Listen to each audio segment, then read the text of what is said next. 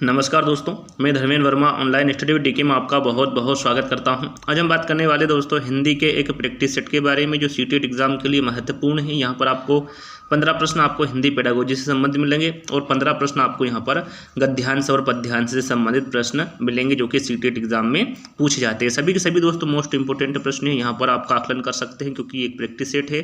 तो अंत में हमें जरूर बताइएगा कि आज का वीडियो आपको कैसा लगा और आज के वीडियो में आपको कितने नंबर आए। साथ ही साथ दोस्तों अभी तक आपने हमारे ऐप्स टेस्ट सक्सेस को डाउनलोड नहीं किया है तो उसकी लिंक आपको डिस्क्रिप्शन में मिल जाएगी, जाकर ऐप्स को डाउनलोड कर लीजिएगा, अपने रेटिंग दे दीजिएगा और अपना सुझाव जरूर दीजिएगा कमेंट्स के माध्यम से कि वहाँ ऐप्स आपको कैसा लगा। चलिए शुरू करते हैं। आज का पहला प्रश्न है हिंदी का, लिपि का सही ज्ञान एवं अभ्यास का उद्देश्य किस स्तर का है। यहाँ पर लिपि का सही ज्ञान एवं अभ्यास के बारे में आपको बताना है कि इसका जो उद्देश्य है वो किस स्तर का है, प्राथमिक स्तर का, पूर्व माध्यमिक स्तर का, उच्चतर माध्यमिक स्तर का या फिर उच्च स्तर का।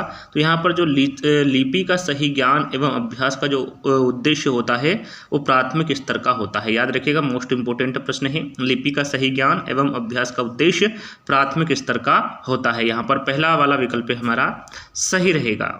चलिए अगला प्रश्न है, अक्षर बोध प्रणाली या फिर प्राचीन प्रणाली के माध्यम से छात्रों में निम्न में से किस शिक्षण संबंधी कठिनाई का निवारण होता है। वाक्यों का क्रमबद्ध ज्ञान होता है, उच्चारण शुद्ध होता है, विवरण दोष नहीं आ पाता है या फिर ये सभी। यहाँ पर आपको बताना है अक्षर बोध प्रणाली जिसे प्राचीन प्रणाली भी कहा जाता है, इसके माध्यम से छात्रों में किस शिक्षण संबंधी कठिनाई का निवारण होता है। तो यहाँ पर हमारा राइट आंसर होगा अक्षर बोध प्रणाली के माध्यम से छात्रों में उच्चारण संबंधी कठिनाई का निवारण होता है। कौन सी कठिनाई का निवारण होता है?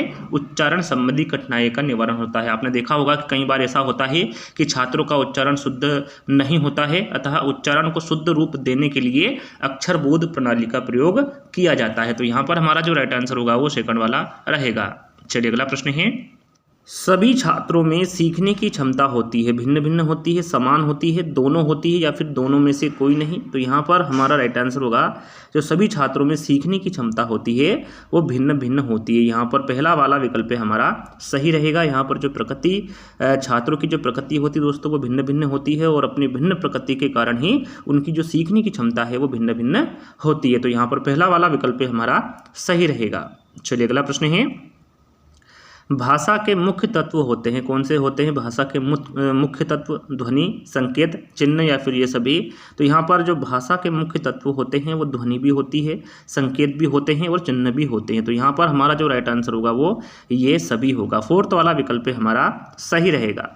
चलिए अगला प्रश्न है, कौशलात्मक उद्देश्यों में कौन सा उद्देश्य कौशल से संबंधित नहीं है। यहाँ पर आपको बताना है वो कौन सा उद्देश्य है जो कौशल से संबंधित नहीं है।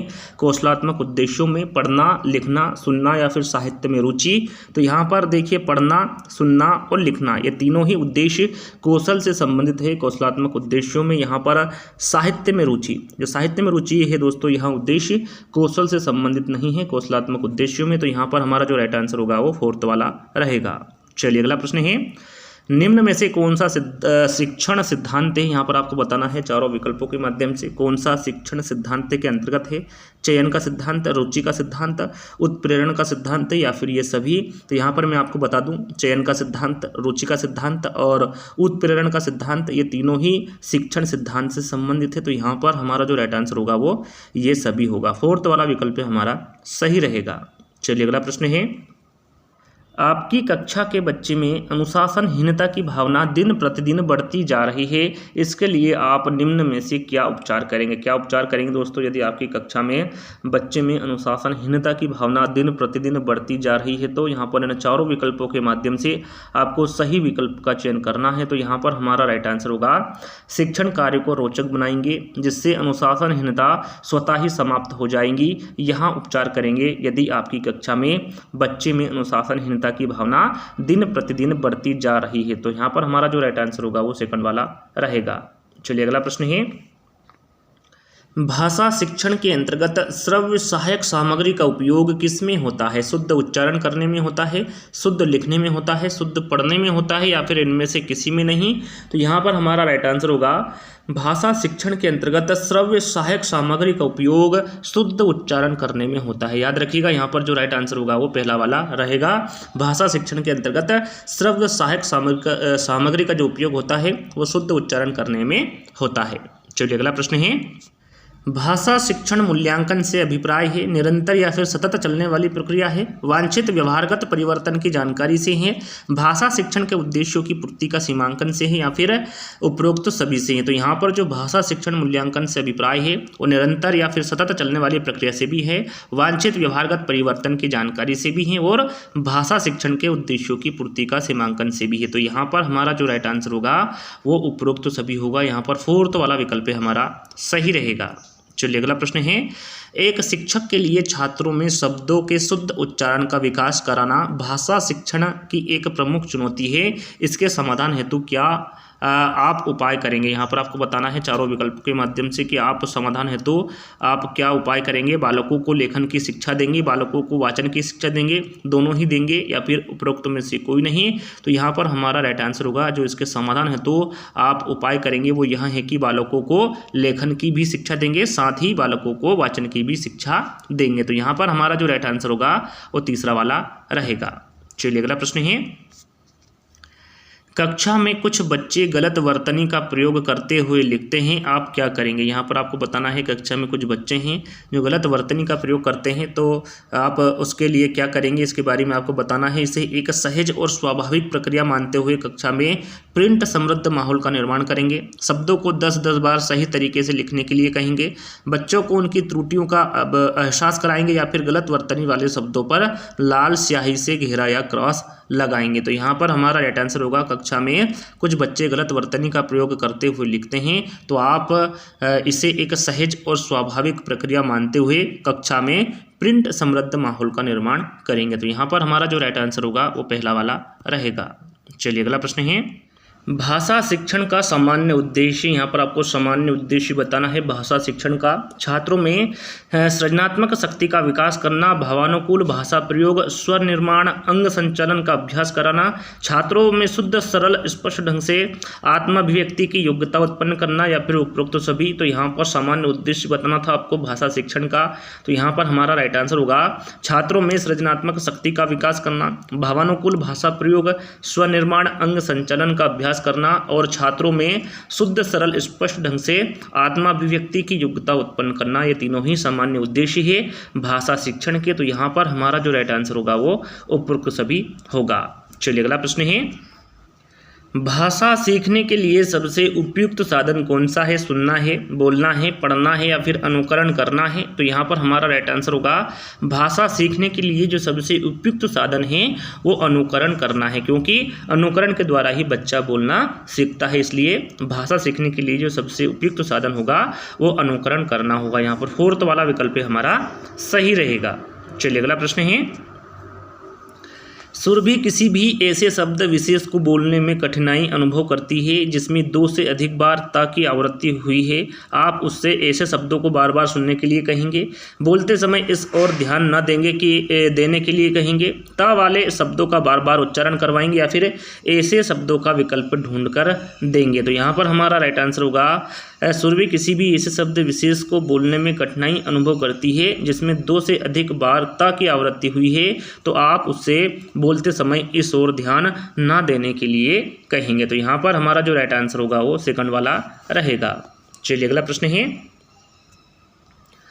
अकादमिक सत्र शुरू होने के 2 माह बाद तक भी कक्षा 4 के विद्यार्थियों को भाषा की पाठ्यपुस्तक उपलब्ध नहीं कराई जा सकी, ऐसी स्थिति में शिक्षक क्या करेंगे? यहाँ पर आपको बताना है जो अकादमी है वो सत्र शुरू होने के 2 माह बाद तक भी जो कक्षा 4 की पुस्तकें हैं वो विद्यार्थियों को उपलब्ध नहीं करवाई जा सकी। ऐसी स्थिति में आप क्या करेंगे? एक शिक्षक के माध्यम से भाषाई क्षमताओं के विकास के लिए अन्य विषयों की पाठ्यपुस्तकों का प्रयोग करेंगे, श्रवण एवं वाचन कौशल का अभ्यास करवाते रहेंगे, विद्यार्थियों को पाठ्यपुस्तक अपने आप खरीदने के लिए प्रोत्साहित करेंगे, या फिर पाठ्यपुस्तकों के उपलब्ध होने तक पठन लेखन की प्रक्रिया आरंभ न करवाएंगे। तो यहाँ पर हमारा राइट आंसर होगा ऐसी स्थिति में शिक्षक भाषाई क्षमताओं के विकास के लिए अन्य विषयों की पाठ्यपुस्तकों का प्रयोग करेंगे। तो यहाँ पर हमारा जो राइट आंसर होगा वो पहला वाला रहेगा। और यहीं पर दोस्तों हमारे 15 प्रश्न थे हिंदी पेडागोजी के, वो यहीं पर समाप्त होते हैं। अब आपको यहाँ पर गद्यांश और पद्यांश दिखेंगे जिसमें आपको प्रश्न क्रमांक 46 से लगाकर 54 तक आपको इसी गद्यांश को ध्यानपूर्वक पढ़कर आंसर देना है।